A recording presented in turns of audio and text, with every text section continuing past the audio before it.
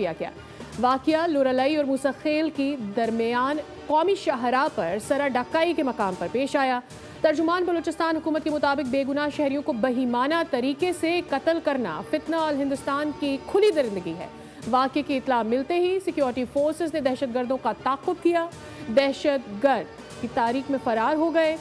Security forces کا متاثرہ علاقوں میں سرچ آپریشن جاری ہے۔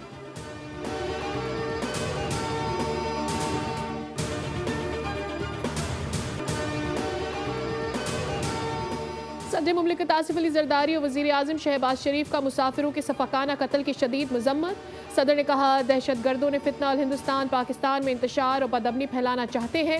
ہم اپنی سرزمین کو فتنہ الہندوستان اور اس کے سہولت کاروں سے ہر صورت پاک کریں گے۔ وزیر اعظم نے کہا دہشت گردوں سے پوری قوت سے نمٹیں گے، بے گناہ افراد کے خون کا بدلہ لیا جائے گا۔ وفاقی وزیر داخلہ محسن نقوی نے کہا دکھ کی گھڑی میں سوگوار خاندانوں کے ساتھ موجود ہیں۔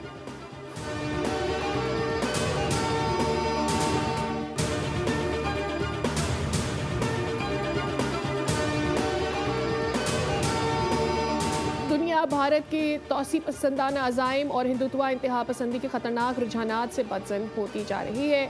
بھارتی حمایت یافتہ دہشت گرد پراکسیز کے خلاف فیصلہ کن کارروائی ناگزیر ہے۔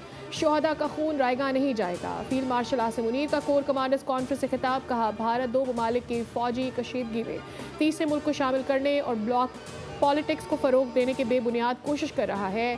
دہشت گردانہ حملوں میں شہید سیکیورٹی اہلکاروں کے احصال ثواب کے لیے فاتحہ خوانی، بزدلانہ حملوں کی شدید مذمت۔ ISPR کے مطابق فیلڈ مارشل نے وزیر اعظم پاکستان کے ہمراہ ایران، ترکی، آذربائیجان، سعودی عرب اور متحدہ عرب امارات کے حالیہ کامیاب دوروں پر پاکستان کے فعال سفارتی کردار کی تفصیلات سے فورم کو آگاہ کیا۔ فورم کو فیلڈ مارشل کے تاریخی اور منفرد دورہ امریکہ کے بارے میں بھی بریفنگ دی گئی۔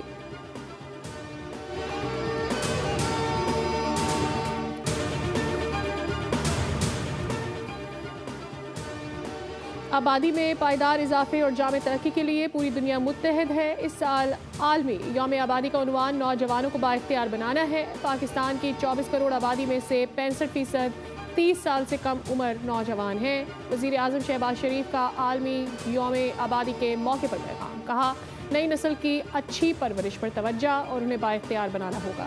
حکومت ایک جامع حقوق پر مبنی آبادی کے ایجنڈے کے لیے پرعزم ہے۔